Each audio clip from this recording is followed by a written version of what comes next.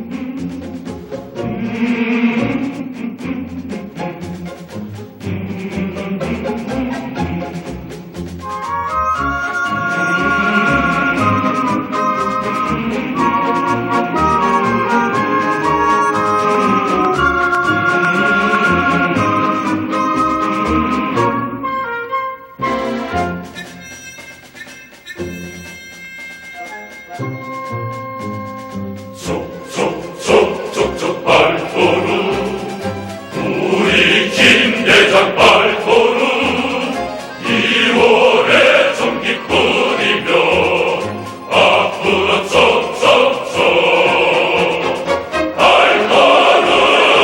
발걸음 힘차게 한 걸음 걸으면 헌나라 밤살이 한기어 촉촉촉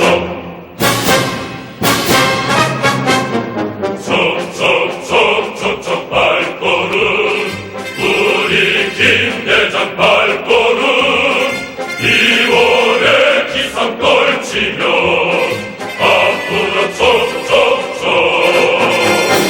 발걸음 발걸음 힘차게 한 번 걸으면 헌나라 빈민이 따라서 촉촉촉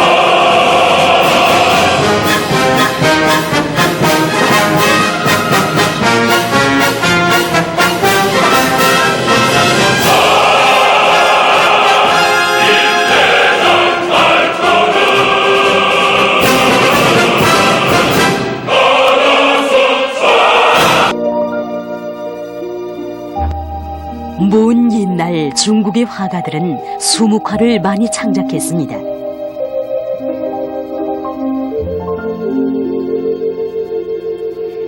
여기는 옛날부터 중국의 화가들이 그림을 그리면서 제자들을 키워내던 곳이라고 합니다.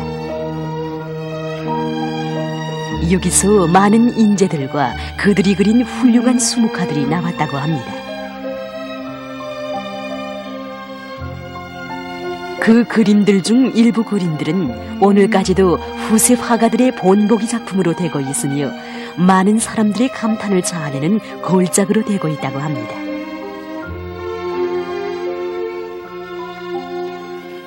이 그림은 오랜 옛날 중국의 재능 높은 한 화가가 자기의 모든 정력을 기울여 그린 수묵화라고 합니다.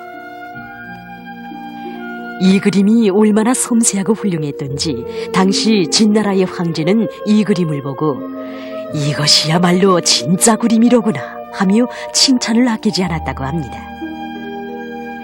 그가 그린 매 그림들은 세부적 묘사도 섬세하고 신비하지만 그림들에 쏘있는 활달한 필체는 후세의 중국 화가들로 하여금 한생 본받을 것으로 되고 있다고 합니다.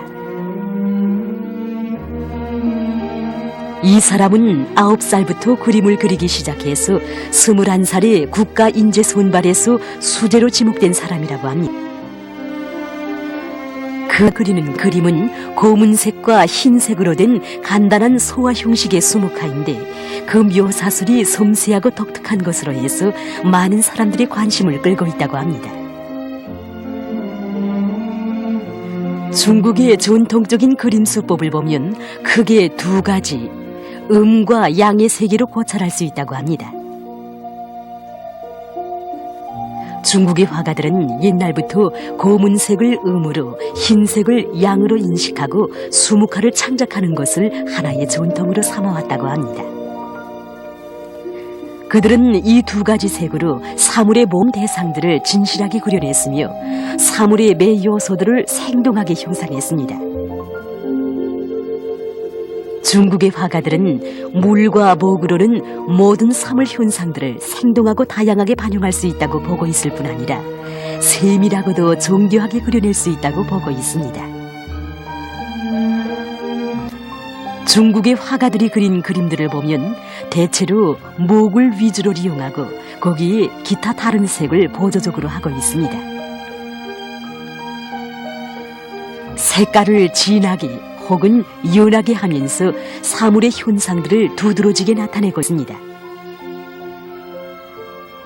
전형적인 중국 그림은 소화와 회화의 완전 무결한 결합이라고 합니다. 검은색과 흰색을 이용해서 그림을 그리는 것은 중국 그림의 전통적인 형상수법이라고 합니다.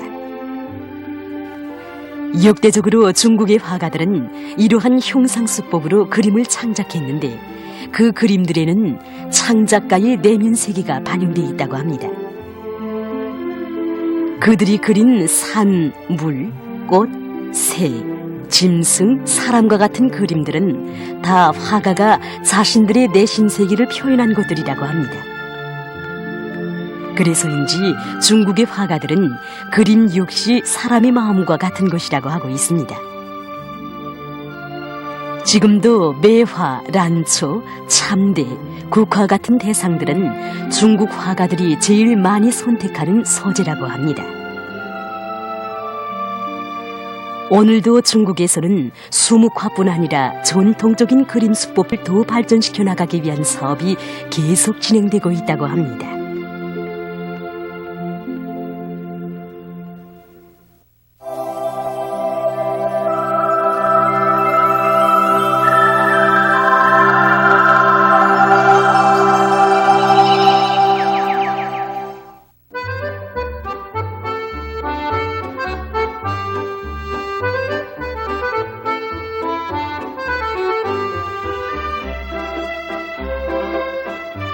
중국 졸강성의 소재지 항주에서 2013년 7월 전기 자동차 제작업체인 칸디 기계집단공사가 개업했다고 합니다. 이로써 중국에서 자전거 임대 체계를 처음으로 도입했던 항주에 또 하나의 새로운 운수 체계가 확립되게 됐다고 합니다. 이 건물은 운전 자격을 가진 사람들이 언제든지 이용할 수 있는 전기 자동차들로 고악 들어찬 거대한 차고입니다. 차고의 전기 자동차들은 만충전되어 있는데 이 상태로 80km의 거리를 시속 10km로 달릴 수 있다고 합니다. 손님들은 필요에 따라서 전기 자동차를 임대하고 이용한 후 반환하면 되는데 이때 자동차의 임대료가 일반 택시에 비해서 아주 높고 임대 및 반환이 자동화되어 있다고 합니다. 그러나 약 1000만 명의 주민이 살고 있는 도시에 현재 전기 자동차를 임대 및 반환할 수 있는 곳이 2개뿐이어서 전기 자동차의 이용에서는 난관도 없지 않다고 합니다. 하지만 전기 자동차의 도입은 분주히 오가는 운수수단이 내는 배기가스로 인해서 날로 늘어나고 있는 대기 오염을 막고 자가용 차를 비롯해서 불필요한 운수수단을 줄여서 교통운수의 혼잡을 없앨 수 있는 효과성을 가지고 있다고 합니다.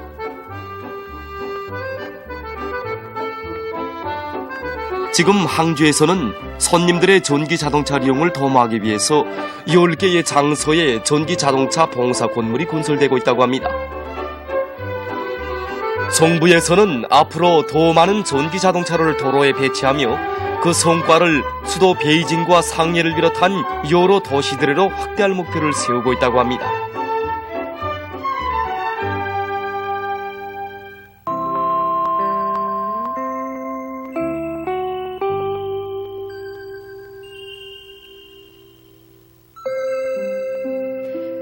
최근 어느 한 나라에서 편두통을 완화시키는 TMS라고 부르는 새로운 장치를 내놓아 많은 사람들의 관심을 모으고 있습니다. 머리의 한쪽 부분이 때없이 지끈지끈 쏘는 경을 앓는 편두통 환자들은 생활의 즐거움이란 없이 불안과 고통 속에 살게 되는데, 이번에 개발된 장치가 편두통 환자들의 생활을 크게 개변시켜주고 있다고 합니다. 장치의 작용 원리를 보면 환자의 두개골에 간단한 진동파를 가해서 뇌수의 신경세포들의 용량을 주어서 머리 아픔을 없애게 돼 있습니다. 이 새로운 치료 방법의 우점은 종전의 편두통 치료약으로서 말을 듣지 않던 환자들의 병세도 호전시킨다는 데 있으며 또 일체 부작용이 없다는 데 있습니다. 때문에 장치는 임신부들을 비롯해서 신약을 주의해서 써야 할 사람들도 얼마든지 이용할 수 있다고 합니다. 장치는 뒷머리 부분에 끼우고 시동 단추를 눌러서 이용하게 되어 있습니다. 많은 환자들이 이 장치에 대한 치료를 받아보았는데 효과가 크게 나타났다고 합니다. 지금 편두통을 완화시키는 이 새로운 장치는 의학계의 커다란 주목을 받고 있다고 합니다.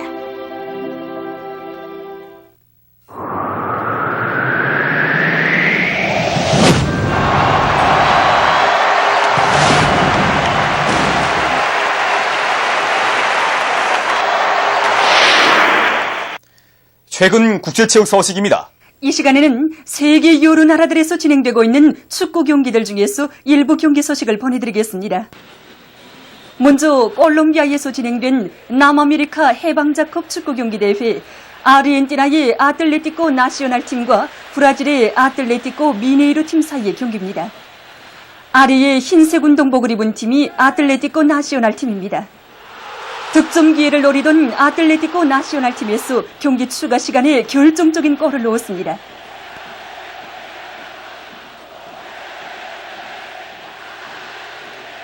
결국 이 경기에서는 아르헨티나의 아틀레티코 나시오날 팀이 1대0으로 브라질의 아틀레티코 미네이로 팀을 이겼습니다. 다음은 에스파니아 일부류 축구연맹전 소식입니다. 바르셀로나 팀과 빌라리알 팀 사이 경기입니다. 아래에 푸른색 운동복을 입은 팀이 바르셀로나 팀입니다.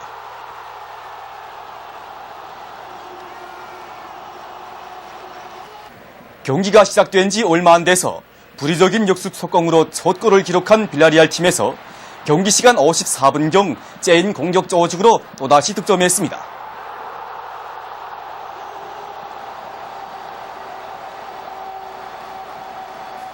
경기 시간 64분경 바르셀로나 팀의 공격 저지.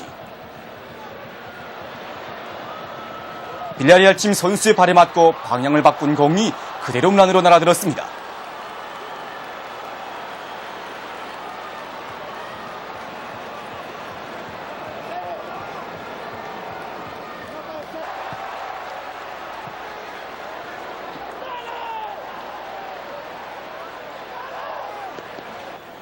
경기 시간 77분경 바르셀로나 팀에서 강하게 찬 공이 빌라리알 팀 방어수의 머리에 맞고 골로 이어졌습니다.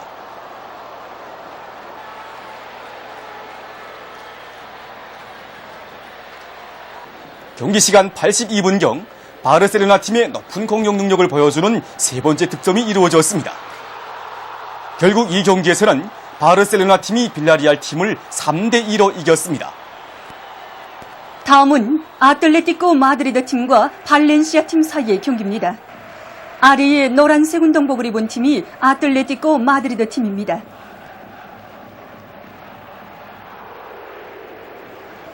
경기 시간 42분경 아틀레티코 마드리드 팀의 14번 선수가 중간지대에서 문 앞으로 길게 넘겨준 공을 돌입하던 8번 선수가 멋진 몰이받기로 득점했습니다.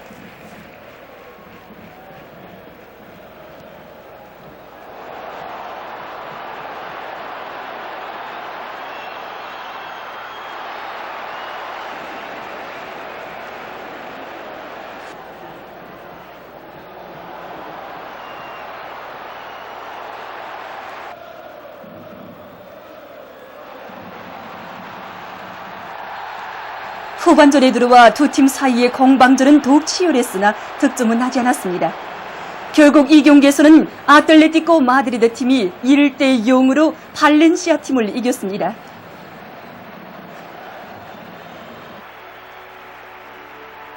이번에는 레알 마드리드 팀과 오사수나 팀 사이 경기입니다. 흰색 운동복을 입은 팀이 레알 마드리드 팀입니다. 경기 시간 5분경 레알 마드리드 팀의 로날도 선수가 강하게 찬 공이 문 안으로 정확히 날아들었습니다.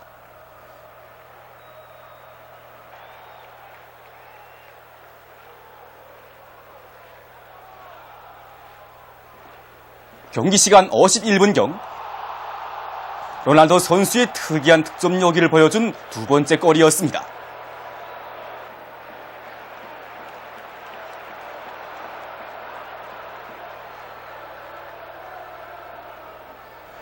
두 팀 간의 경기 성적 2대 0이 된 가운데 경기 시간 58분경 레알 마드리드 팀에서 역습 속공으로 또다시 득점했습니다.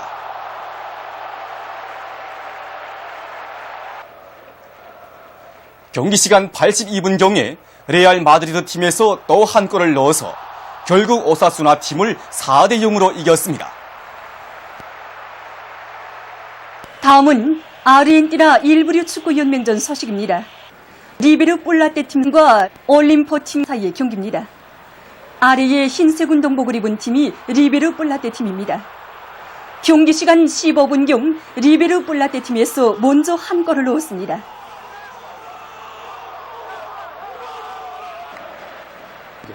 경기 시간 43분경 볼차기 기회를 얻은 올림포 팀에서 몰이받기로 득점해서 경기 성적 1대1 동점이 됐습니다. 그 후 경기 마감까지 더 이상 득점이 나지 않아 결국 올림포 팀과 리베르 볼라테 팀 사이의 경기는 1대1로 비긴 가운데 끝났습니다. 이 경기는 고도이 꾸루스 팀과 에스투디 안데스 팀 사이 경기입니다. 푸른색 운동복을 입은 팀이 고도이 꾸루스 팀입니다.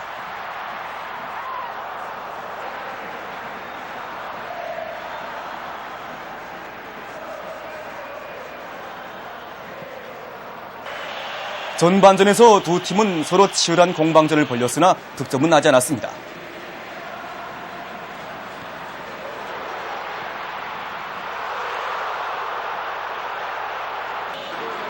경기 시간 73분경 고도이 꾸루스 팀의 7번 선수가 문지기까지 빼돌리고 결정적인 득점을 했습니다. 빠른 공몰기와 세련된 문전 결성 능력을 보여주는 득점 장면이었습니다. 결국 이 경기에서 고도이 꾸루스 팀이 에스투디 안테스 팀을 1대 0으로 이겼습니다. 최근 국제체육 소식이었습니다.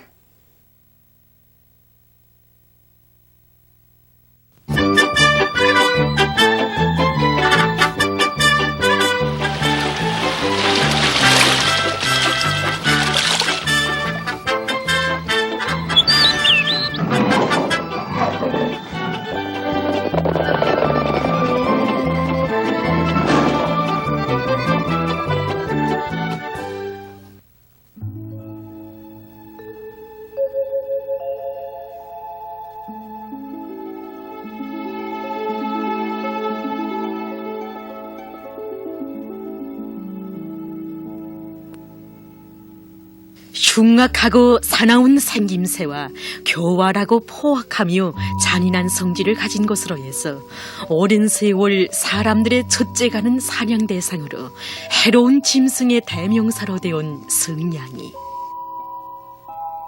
오늘날 지구상에서 승냥이는 카나다와 올래스카 등 국한된 지역에만 분포되어 있는데 그 마리수는 얼마 되지 않습니다. 멸종 상태에 직면한 동물들을 보호하려는 인간의 노력에 의해서 승냥이들도 자연적인 생태 환경이 마련된 곳에서 생존을 계속해가고 있습니다. 빽빽한 똘기나무들로 둘러싸인 숲속에서 한 마리의 승냥이가 즐거운 기분에 심취돼서 놀고 있습니다. 이 암승냥이의 이름은 마쿠니입니다. 마쿠니는 멸종 위기에 처한 야생 동물들을 구원하기 위해서 동물학자들이 보호구역으로 정한 여기 숲속에서 살고 있습니다. 이미 마쿠니는 이곳의 엄혹한 자연 환경에 익숙됐습니다. 어느 날 마쿠니에게는 동무가 생기게 됐습니다. 동물학자들이 무리를 짓기 좋아하는 승냥이에 대한 연구를 목적으로 아카이라고 하는 3살 난 숫승냥이를 비행기로 실어왔던 것입니다. 마쿠니는 조심히 아카이에게로 접근했습니다. 한편 완전한 야생 조건에서가 아니라 인공적으로 자란 승냥이 무리를 관찰하기 위해서 동물학자들은 여러 마리의 새끼 승냥이들을 키워서 보호구역에 놓아주기로 했습니다. 야외 천막에서는 태어난 지 석주일 정도 지난 야생 새끼 승냥이들이 자라고 있습니다. 한 달이 지나자 새끼 승냥이들은 울타리의 한쪽에서 뛰어놀 수 있게 됐습니다. 새끼 승냥이들 가운데는 털이 검은색을 띠는 것도 있고 회색빛이 도는 것도 있습니다. 처음 98일 동안에 새끼들의 몸무게는 한 주일에 1kg 정도씩 늘어났습니다. 이 새끼 승냥이는 몸무게가 불어서 벌써 13kg 정도 나갑니다.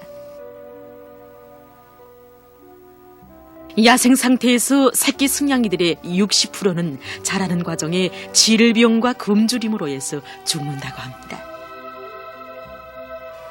하지만 천막의 새끼 승냥이들은 동물학자들의 관심 속에서 아주 튼튼하게 자라났습니다. 새끼들은 서로 어울려 노는 과정에 육체적 힘을 키우고 무리 생활을 해나갈 수 있는 능력과 재간을 연마해 나갑니다. 이렇게 넉 달 동안 자란 승냥이들이 보호구역 숲속으로 돌아갈 시각이 됐습니다.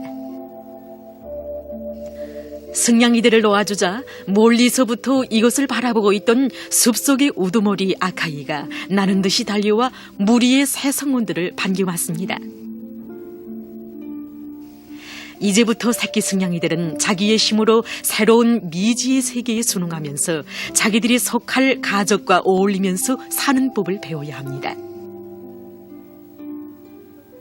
아카이는 새 성운들을 거느린 우두머리가 된 기분에 휩싸여서 숲의 여기저기를 향해 뛰놉니다. 아카이는 어린 승냥이들의 우두머리로서의 지위를 차지하고 질서를 세워나갑니다. 승냥이의 변할 수 없는 본성은 모기를 먹을 때 나타납니다. 우두머리 아카이가 어린 승냥이들이 먼저 먹게 가만 놔두지 않습니다. 아카이가 배를 다 채우고 나서야 어린 승냥이들은 제각기 사슴의 몸뚱이 중에서 한 부분씩 차지하고 먹기 시작했습니다. 어린 승냥이들로서는 우두머리인 아카이의 힘과 지위를 인정하지 않을 수 없는 것입니다. 권력 싸움은 젊고 건강한 새 승냥이 무리의 상하 관계를 결정하는 데서 필수적인 것으로 됩니다. 길고 날카로운 송곳니를 한껏 드러내 보이고 으르렁대는 소리와 위협적인 행동들은 적수에게 자기 힘을 과시하고 상대를 제압하기 위해서 취하는 것입니다. 어린 승냥이들은 승냥이 집단이 여러 정황 속에서 취하는 다양한 신호들을 배우고 의사소통을 하는 과정에 사냥은 어떻게 조직되고 로익한 모기는 누가 먼저 먹어야 하는가 하는 질서도 터득하게 되는 것입니다. 어느덧 여름은 순식간에 지나가고 단풍이 지고 차가운 바람이 부는 9월이 됐습니다. 어린 승냥이들은 빨리도 성장해서 이미 두터운 털로 몸을 감쌌습니다. 몇 달 안 있어 산속은 하얀 눈의 세계로 변합니다. 기온은 영하 30도씨를 오르내리고 있지만 승냥이들은 추운 기후에 아주 잘 적응돼 있습니다. 6마리의 승냥이들은 한 달 동안에 300kg 정도의 사슴고기를 먹는다고 합니다. 동물 세계에 작용하는 적자 생존의 법칙은 승냥이 무리에도 냉정하게 미칩니다. 이 승냥이 무리 속에서 좌상 대접을 받아야 할 마쿠니가 어린 승냥이들의 갈굼질에도 끼우지 못하고 항상 비실비실 피해버리고 맙니다. 마쿠니는 몇 따로 떨어진 숲속에서 혼자서 몇 달을 보냈습니다. 승냥이들이 서로 울부짖으며 신호를 주고받습니다. 하지만 마쿠니는 먼 곳에 지켜서 있기만 하고 다른 승냥이들에게 신호를 보내지 않습니다. 연구사들은 마쿠니가 왜 무리와 떨어져 홀로 살고 있는지 알아보기로 했습니다. 먼 곳에서 보아서는 마쿠니를 잘 관찰할 수 없어서 가까이 다가가 보니 마쿠니가 시력 장애를 가지고 있다는 것을 알게 됐습니다. 마쿠니의 한쪽 눈이 뿌연 운무 상태로 돼 있었던 것입니다. 게다가 엉치 부위에는 이전에 다른 승냥이에게 물리운 상처도 있었습니다.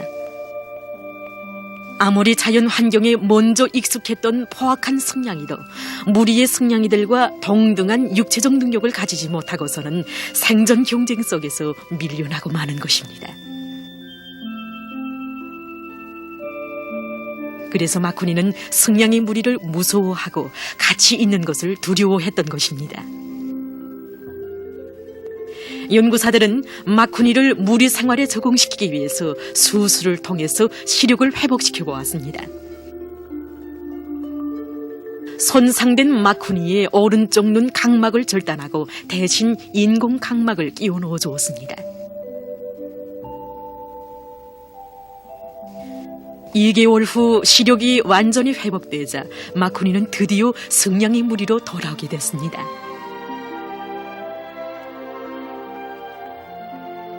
승냥이 무리에서의 지위와 등급은 모기를 먹는 데서뿐 아니라 일상생활과 노름을 놓을 때도 표현됩니다. 미타키라고 하는 이 검은색의 암승냥이는 무리에서 제일 낮은 위치에 있습니다. 모기를 먹을 때에도 다른 승냥이들이 다 먹은 다음에야 모기감이 차려지며 노름을 놓을 때에도 동등하게 참가하지 못하고 분위기를 돋구는 훈수꾼의 역할밖에 하지 못하는 것입니다. 아무리 사나운 기질을 타고난 승냥이들도 자기 적석의 죽음 앞에서는 공포를 느끼곤 합니다. 아메리카 사자에게 물리워 죽은 것으로 판명된 미타키의 시체를 본 다음부터 승냥이들은 6개월 동안 활기를 잃고 기분이 조락돼 있었다고 합니다.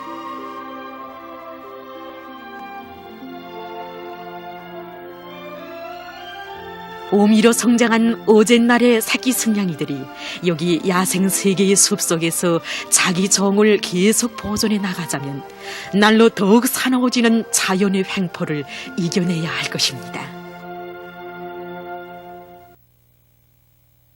국토관리 사업은 나라의 부강 번영을 위한 만년대계의 애국 사업이며 인민들에게 훌륭한 생활 토전을 마련해 주기 위한 숭고한 사업입니다.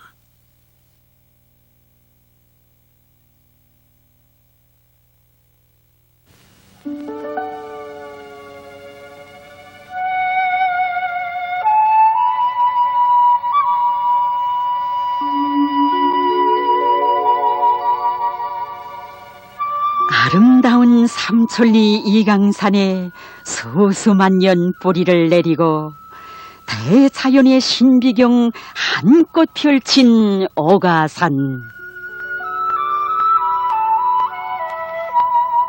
어가산은 수백 년 자란 아름드리 나무들이 꽉 들어찬 천연 원시림과 진기한 천연 기념물들을 비롯한 동식물 자원을 고이 간직하고 있는 대고연한 천거의 밀림입니다.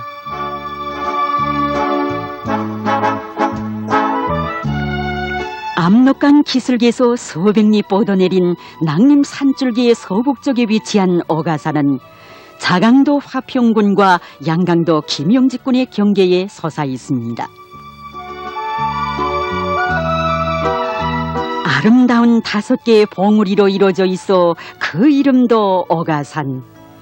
가산령, 어북산, 오남산, 오동산과 나란히 서 있는 주봉 어가산의 높이는 해발 1227m.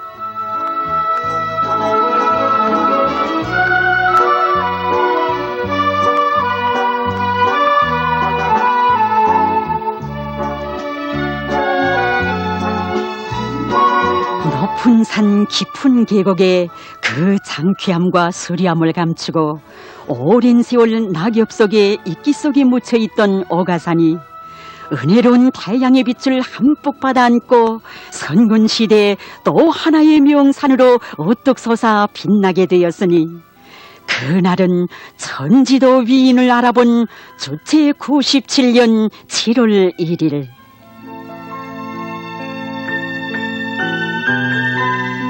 자욱하던 안개가 걷히며 우리 장군님 앞에 펼쳐진 어가산.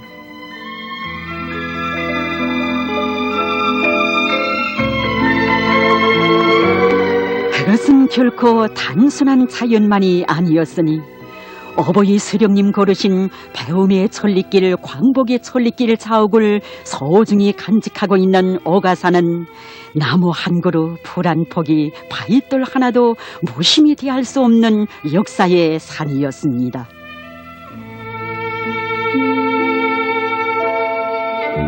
(82여 년) 전 그날 광복의 큰 뜻을 품으시고 결연히 천리길에 나서신 어버이 수령님을 말없이 발해드렸던 조국 산천. 그때 어리신 수령님의 손발을 꽁꽁 얼구던 어가산의 눈보라는 그 얼마나 사나웠으며 이 연길을 하루 종일 넘으시면서 더욱 굳게 간직하신 조국에 대한 불타는 사랑, 원수에 대한 서리빨 증오가 얼마나 강렬했던가를 직접 목격했던 역사의 증견자 어가산이여.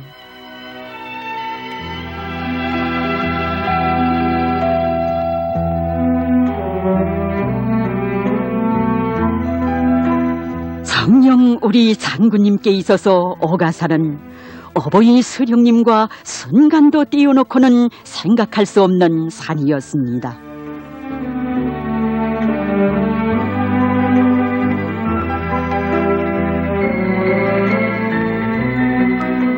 그래서 우리 장군님 280년 자란 아름드리 전나무를 보시고서도 그 뿌리가 얼마나 깊은가, 얼마나 넓은가를 물어보시며 일찍이 어가산을 자연보호구로 정하시고 훌륭히 보존 관리하도록 온갖 조치를 다 취해주신 수령님의 뜨거운 애국의 세계를 가슴에 안아보셨습니다.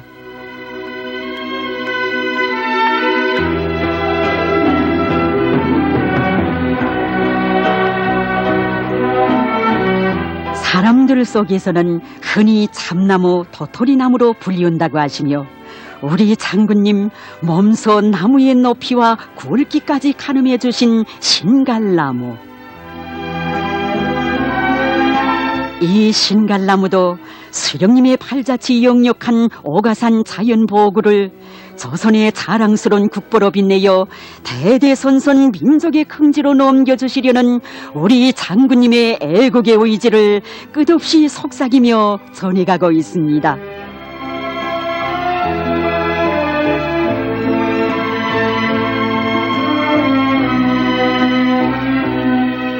절세비인들의 열렬한 저고개와 더불어 이 자연보호구의 내용이 더욱 풍부해지고 있다고 긍지에 넘쳐 이야기하는 오가산 자연보호구 관리소 소장입니다. 경리하는 장로님께서는 오가산 원시림은 형성 역사가 오래고 희귀한 동식물들로 풍만한 내용을 읽을서 우리나라의 자랑스러운 국보의 하나로 된다고 뜨겁게 말씀하셨습니다. 참으로 절세인들이 불멸의 자옥이 깃들어 있고 세계적으로 보기 드문 천연 선군 시대의 배로 넓어진 오가산 자연보호구의 정면적은 6,500정보이고 그중 원시림은 800정보입니다.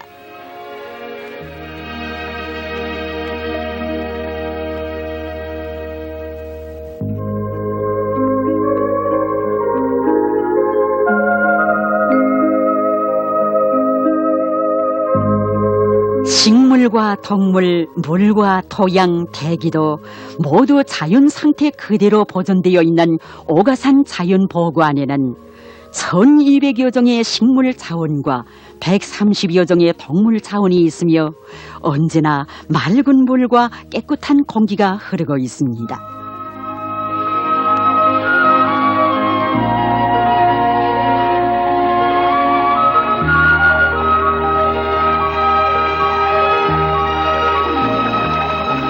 오가산 자연보호구는 아한대성 식물분포구와 북부 온대성 식물분포구가 합쳐진 곳에 있어 더운 지방과 추운 지방의 식물들이 다 잘 자랄 뿐 아니라 목재, 월림, 야경, 향료, 기름식물을 비롯한 고급 수종의 나무들로 이채로운 풍경을 펼치고 있습니다.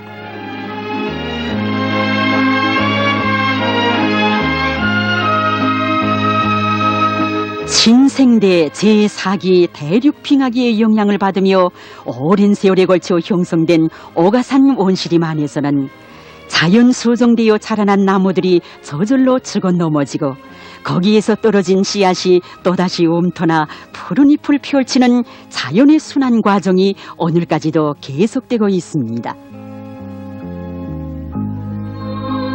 수백 년 자란 아름드리 나무들이 하늘을 꽉 메우고 있어 대낮에도 수림 속은 어두컴컴한데 자기 수명을 다산 나무들은 이렇게 죽어서도 꿋꿋이 선 채 강대로 말라갑니다.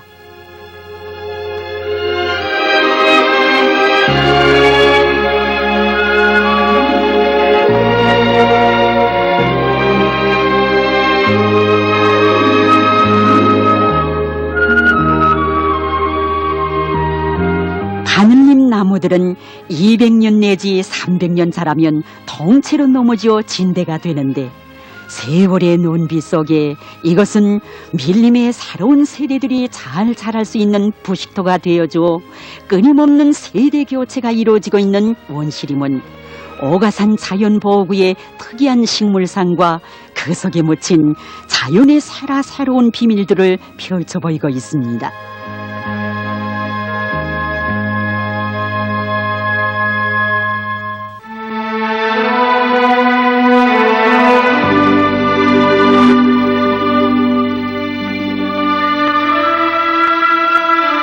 청춘을 자랑하는 오가산의 봄이 오면 아름드리 고목들은 푸른 잎새로 단장하고 오가산 자연보호구에는 향긋한 꽃향기, 싱그러운 풀냄새가 가득 찹니다.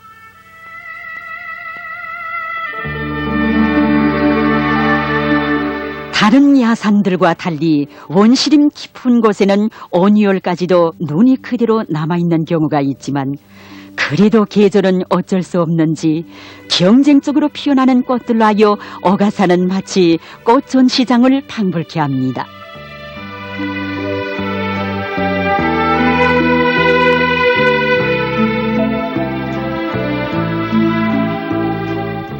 피나무와 다름나무를 비롯한 꿀꽃 식물도 많아 자연꿀 저장고라고도 할 수 있는 오가산 자연보호구안에는 산나물과 진귀한 약초도 많습니다.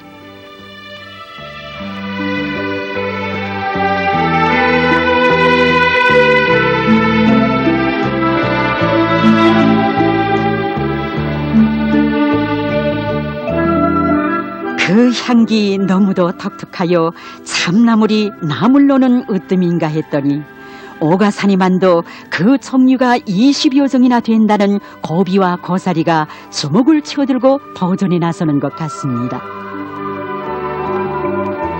맛도 좋고 건강에도 좋은 두릅, 항일 유격대원들의 식탁에 즐겨 올랐던 참치. 오가산의 병풍은 얼마나 큰지 그 입 하나면 한 가마의 밥도 너끈히 쌀 수 있을 것만 같습니다. 대륙성 기후의 영향을 받는 내륙지대여서 한 해 강수량이 1100mm나 되는 오가산 자연보호구에는 비가 온 뒤면 맛있고 영양가 높은 각종 버섯들이 돋아나 계절에 관계없이 버섯 바다를 펼칩니다.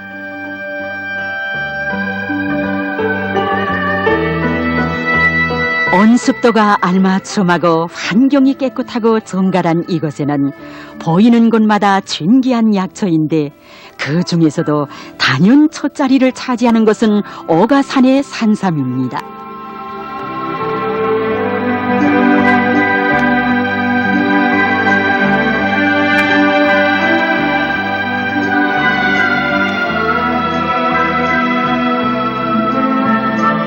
꽃과 열매가 모두 귀한 약재라는 작약, 일명 적돌이풀이라고도 하는 세시는 감기와 신경통에 특효라니 정녕 오가산 자연보호구가 통째로 자연약초밭인가 싶습니다.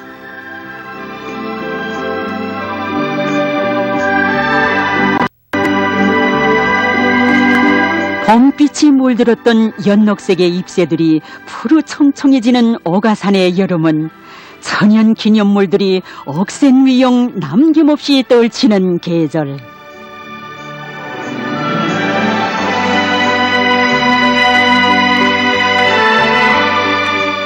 우리나라에서 가장 오래 산 나무들 중에 하나인 오가산 주목.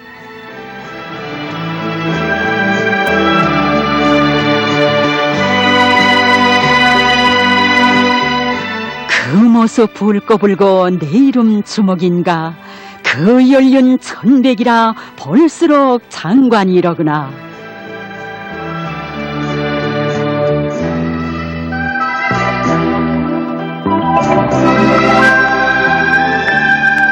세월에 모진 광풍 속에서도 이 땅 위에 붉은 기둥 옥색에 뿌리박고 사철 푸른빛 일치하는 모습 그리도 장하여 우리 장군님 조선의 옥센 기상과 같다고 하셨습니다. 따사로운 그 햇빛 자양분이 되었는가. 오가산의 주목은 오늘도 청춘을 놀이하며 가을이면 귀한 약재로 쓰이는 빨간 열매들을 탐스럽게 맺습니다.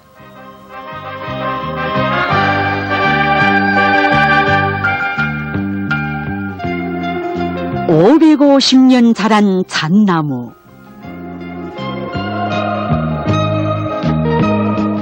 하늘을 찌를 듯 눈뿌리야도 깊어 오른 나무의 높이는 30m.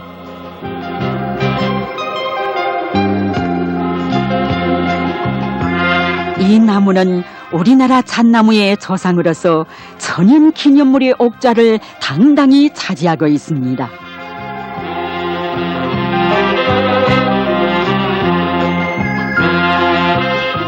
나무가 오래 자라면 구세목은 고목이 되기 마련이지만 우리 장군님 보아주신 후부터는 더욱 왕성하게 자라 거의 100송이의 잣이 열리고 있으니 이 나무에서 떨어진 씨앗들이 오늘도 오가산에 무수한 잣나무림을 계속 펼쳐놓고 있습니다.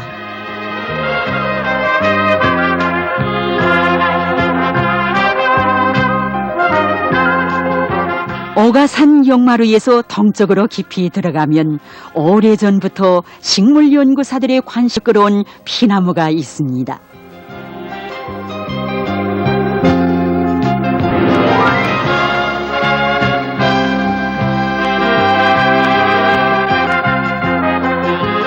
너무도 웅장하여 나무 기둥을 한 바퀴 돌아보자 해도 한동안 걸려야 하는 오가산 피나무의 연륜은 720돌기.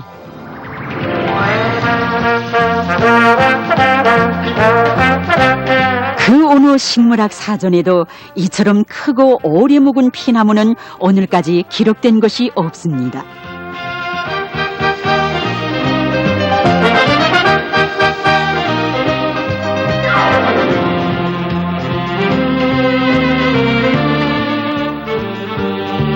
삼대의 일정인 천연기념물 조리대입니다. 남부 지방에서 자라는 식물이 자기의 포짐 한계선을 넘어 우리나라 북부인 오가산의 고리품 포구를 형성하고 있습니다.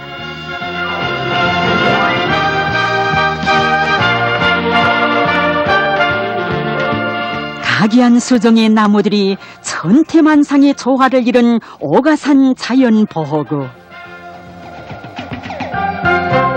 바위 위에 풀이나 이끼가 돋는 현상은 있을 수 있지만 바위 위에 이렇듯 큰 나무가 자라고 있는 것은 여기 오가산이 아니고서는 볼 수 없을 것입니다.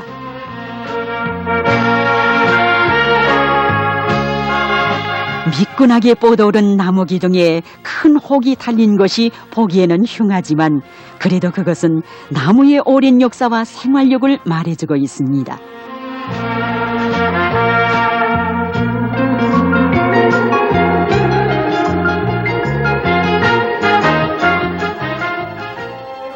오가산 자연보호구에는 쌍둥이 나무들도 많습니다.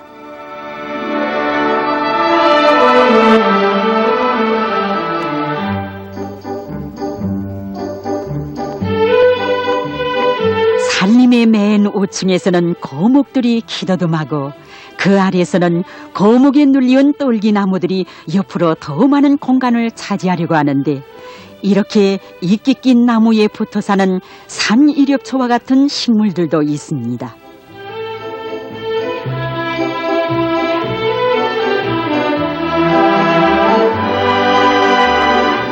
오가산의 선들바람은 서로 다른 가문이라고도 할 수 있는 바늘잎 전나무와 넓은 잎 황철나무를 결합시켜준 너그러운 중매꾼이기도 합니다.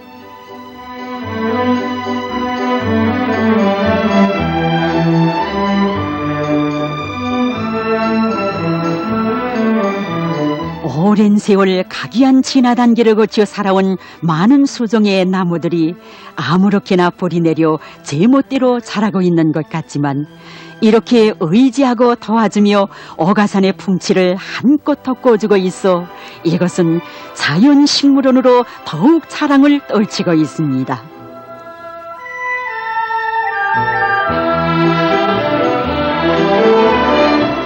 오가산 자연보호구의 토양은 대부분 토심이 깊고 부식질이 풍부한 표백화 갈색 토양으로서 이것은 시생대 편마상 화강암이 수천만 년 세월 풍화되어 생겨난 것입니다. 부식충의 두께가 90cm 정도인 이 토양에는 광물질과 유기물질을 비롯하여 나무들이 잘 자라는 데 필요한 영양분과 함께 충분한 양의 물도 저축되어 있습니다.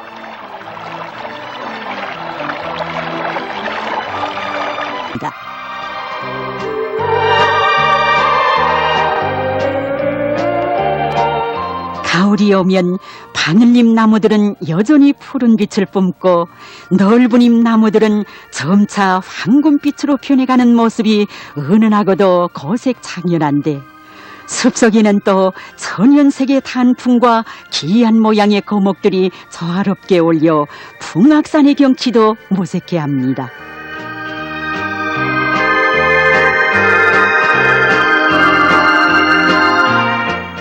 아무리 재간 있는 미술가라 해도 오가산의 이 경치에 반해 서둘러 붓을 든다면 아마도 아름다운 평양에 대한 시를 더 쓰지 못하고 붓대를 꺾어버리고만 그 옛날 시인의 신세가 되지 않으리라 어떻게 장담할 수 있겠습니까?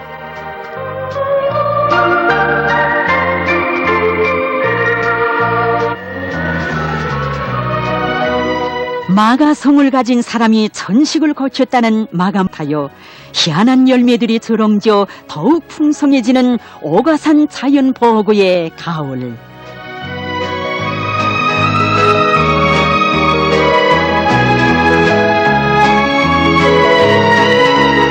열매와 줄기, 뿌리와 잎 모두가 고혈압과 심장병, 덕맥경화를 비롯한 만병의 특효가 있어 산삼과 순이를 다툰다는 가시오갈피 나무. 바로 이 나무의 잎과 열매를 먹은 사슴이라야 그 뿔이 진짜 녹용이 된다고 합니다.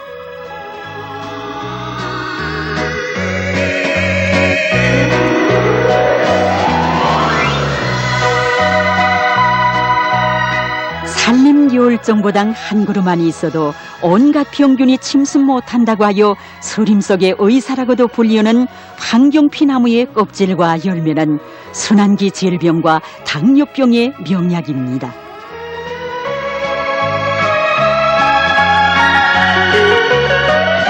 참으로 오가산 자연보호구는 내 나라의 크나큰 자랑 천연 버물고 무진장한 제보로 가득 찬 오가산이 아름다운 내 조국에 뿌리를 내리지 못했더라면, 따사로운 태양의 빛을 받아안지 못했더라면 과연 이렇듯 수려한 경치, 대자연의 황홀함을 어떻게 자랑할 수 있었겠습니까?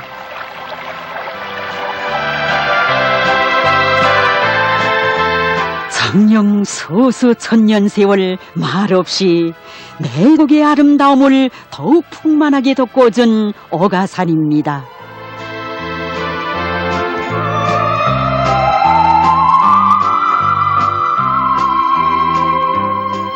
오가산 자연보호구는 덕물들의 서식 조건이 유리하고 특히 모기 원천이 풍부하기 때문에 면적에 비해 볼 때 덕물의 종이 다양하고 특히 세계적으로 보호하게 된 희귀한 짐승들과 이롭고 아름다운 동물들이 많습니다.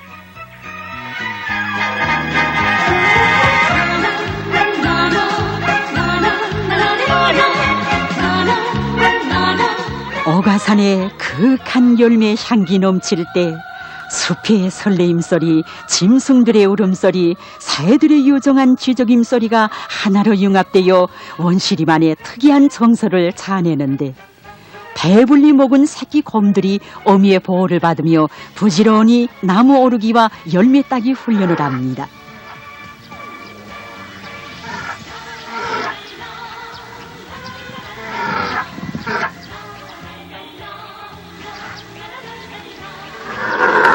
훈련 모습을 몰래 엿보던 사냥을 쫓아버린 곰이 지금껏 연만 나무 타기 기술을 남김없이 발휘합니다.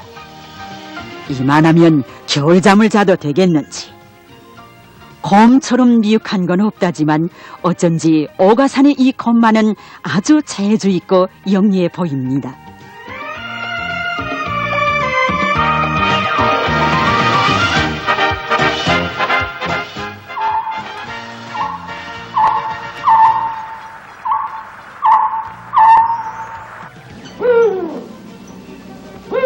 밀림 속에 밤이 오면 모기 사냥을 위한 맹금들과 맹수들의 활동이 더욱 활기를 띱니다.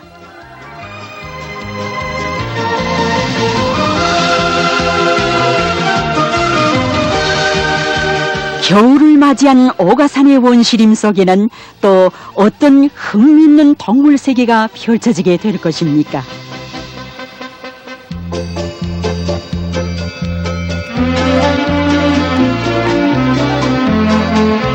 수림이 우거지었을 때에는 보이지 않더니 모든 것이 흰 눈 속에 묻힌 한겨울에 수림 속의 왕으로 불리우는 봄이 나타났습니다.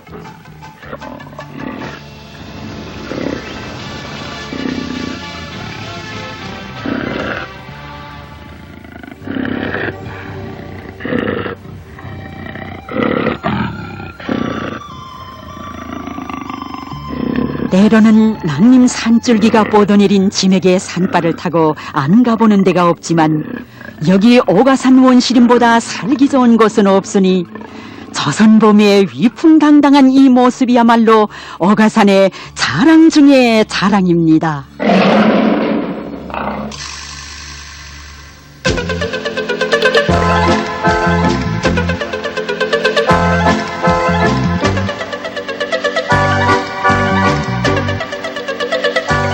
세계 세계적으로 지구온난화와 자연재해, 환경오염으로 하여 덕물들이 하나둘 사멸되어 가고 있을 때 여기에서는 덕물의 번식과 활동이 활발해지고 그 종류와 마리수가 계속 늘어나고 있습니다.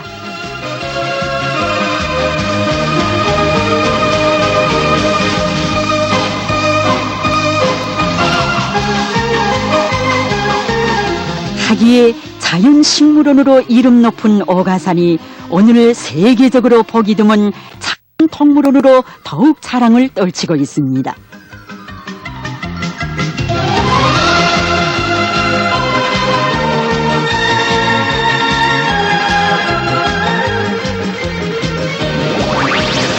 어가산 기슭에서 오래도록 살아온 사슴들도 자기들의 눈앞에 펼쳐진 산천이 이토록 희한하고 아름다웠던가를 새삼스럽게 느끼고 탑니다.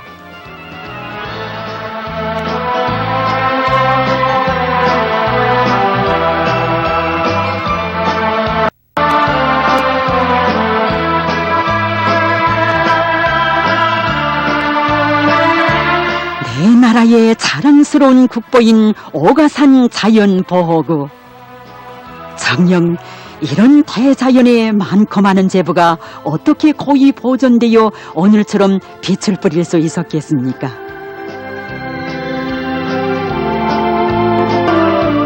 일제에 가혹한 산림자원 약탈에 애림의 구호를 들고 싸운 선조들의 넋이 깃들어 있고 빼앗긴 조국을 찾기 위해 서란풍이 휩쓰는 이 험한 산 중에 청춘의 피를 아낌없이 뿌린 항일 선열들의 그 염원 소중히 안고 있는 어가산.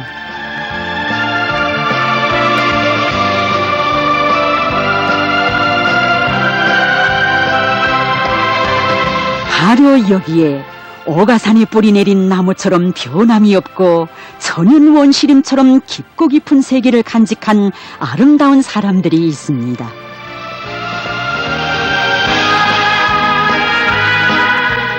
조국이 그토록 어려운 시련을 겪던 나날에도 어가산을 민족의 만년제보로 더욱 아끼고 더 잘 보호하여 우리 후대들에게 물려주시려고 마음 쏘신 우리 장군님의 숨과고도 열렬한 애국의 뜻받들어 이 땅의 나무 한 대 풀 한 포기를 목숨처럼 여기며 갖고 온 어가산 자연보호구 관리소 정업원들.